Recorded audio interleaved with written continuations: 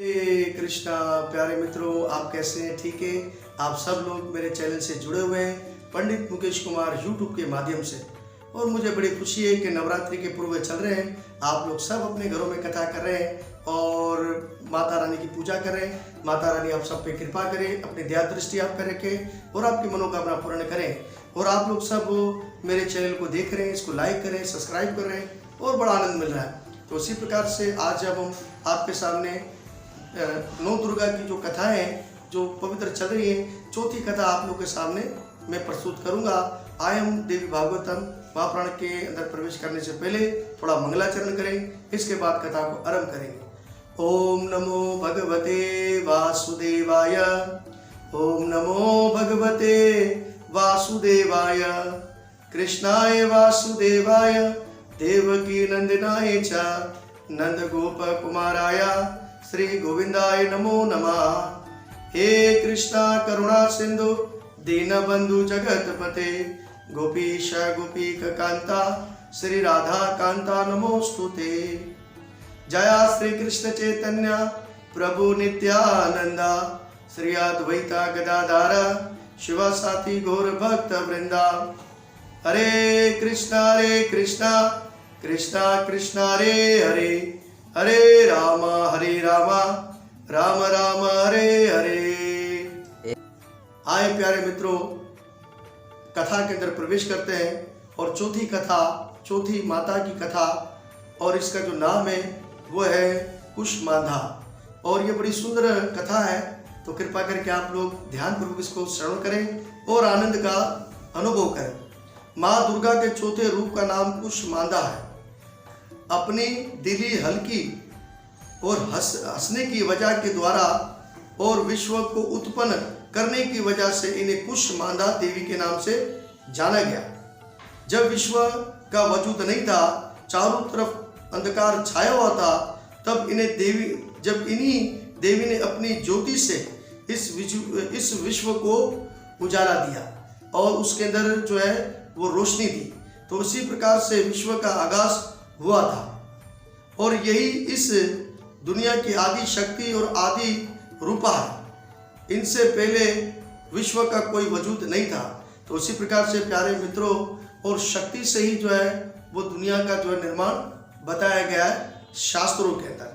तो अब उस शक्ति को हमें किस तरह समझना है, तो इसके अंदर हमें जो है शास्त्रों के अंदर प्रवेश करना पड़ेगा। और ये शक्ति के बिना जो है वो भक्ति नहीं है, और शक्ति जब तक आपके अंदर नहीं होगी तो आगे आप जो है वो साधनाएं नहीं कर सकते। तो इसी प्रकार से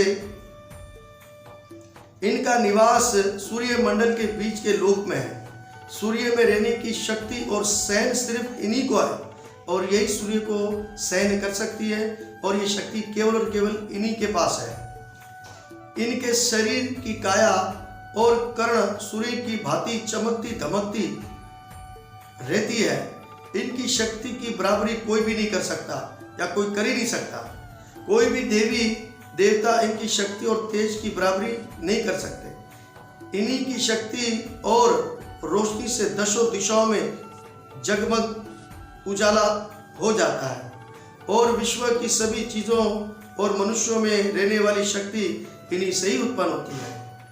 इनके 8 बाजू है, 8 शस्त्रधारी है, और ये अष्टभुजाधारी देवी हाथ में देवी के, और इसी प्रकार से देवी के नाम से जानी जाती है। अष्टभुजा देवी के नाम से भी जानी जाती है। इनके साथ हाथों में कर्मश, कमंडल, धनुष, बाण, कमल का फूल और अमृत से भरा हुआ कलश, और इसके साथ गदा भी वे अपने हाथों पर थमाए हुए रहती है। और इनकी सवारी शेर की है। संस्कृत की भाषा में कुष्मांधा गंभीर को कहते हैं, और यानी कि कलर को कहते हैं। तो उसी प्रकार से इसी वजह से ये कुष्मांधा नाम से कही जाती है। नवरात्रि की पूजा के चौथे दिन कुष्मांधा देवी के रूप का व्रत और पूजा की जाती है। इस दिन तपस्वी का मन अनाहत के चक्कर में रहता है, इसलिए इसे बहुत पवित्र और साफ मन से कुष्मांधा देवी के रूप का ध्यान में रखा जाता है और इसकी पूजा की जाती है। माँ कुष्मांडा का व्रत रखने से भक्तों के सारे रोग शोक खत्म हो जाते हैं और इनकी भक्ति से यश बढ़ता है, आयु बढ़ती है, बल बढ़ता है, सेहत प्राप्त होती है। माँ कुष्मांडा प्रसन्न रहती है और खुश रहती है। अगर मनुष्य सच्चे मन से इनकी शरण में आए तो आसानी से उसे वे परम पद की प्राप्ति करा देती है। हमें चाहिए कि हम शास्त्र और पुराणों में सीखे हुए तरीके कार के मुताबिक माँ दुर्गा की भक्ति उपासना और भक्ति के रास्ते पर हमें चलना चाहिए और जो शास्त्र बताते हैं हमें उसी विधि से माँ दुर्गा की पूजन करना चाहिए और उस पूजा के अंदर कोई गलती नहीं करनी चाहिए, तो आपको आशीर्वाद जरूर प्राप्त होगा। देखें, अगर हम अपनी माता जी का सेवन करते हैं, उसका पालन करते हैं और अपनी माँ की बात को मानते हैं तो माँ हमें गले लगा लेती है, हमारी सारी इच्छा को पूर्ण करती है। और इसी प्रकार माँ की भक्ति की राह पर चलने पर कुछ देर बाद ही तपस्वी और भगत इनकी दया का आनंद महसूस करता है और ये दुख रूप संसार उसके लिए बहुत ही खुश और आसान बन जाता है। माँ की उपासना से मनुष्य को इस भवसागर से पार उतारने के लिए सबसे आसान रास्ता है। माँ कुष्मांडा की उपासना इंसान को सारे दुख, तकलीफ और सारी विद्याओं से आज़ाद करके सुख, समृद्धि और शांति की तरफ ले जाने वाली है और अपनी दुनियावी रूहानी जिंदगी में चाहे रहते हुए भी हमें माता जी की उपासना करते रहना चाहिए और हमेशा अपने मन द्वारा, कर्म द्वारा, वचन द्वारा माँ कुष्मांडा की उपासना करनी चाहिए। तो ये चौथे दिन चौथे माता कुष्मांडा की पूजा होती है। तो प्यारे मित्रों, आपने मेरी इस वीडियो को देखा है और कृपा करके आप जब देखते हैं तो उसको ज़्यादा आप शेयर करें ताकि धर्म प्रचार में हमारे आप साथ दें। इसी प्रकार से कुष्मांडा माता की ये कथा को हम यहाँ विराम देंगे और अब हमारी 5वीं जो कथा है उसका आप इंतज़ार करना और इस कथा को ज़्यादा से ज़्यादा लाइक करना, शेयर करना और सब्सक्राइब करना। जय गुरु नवल, जय श्री कृष्णा।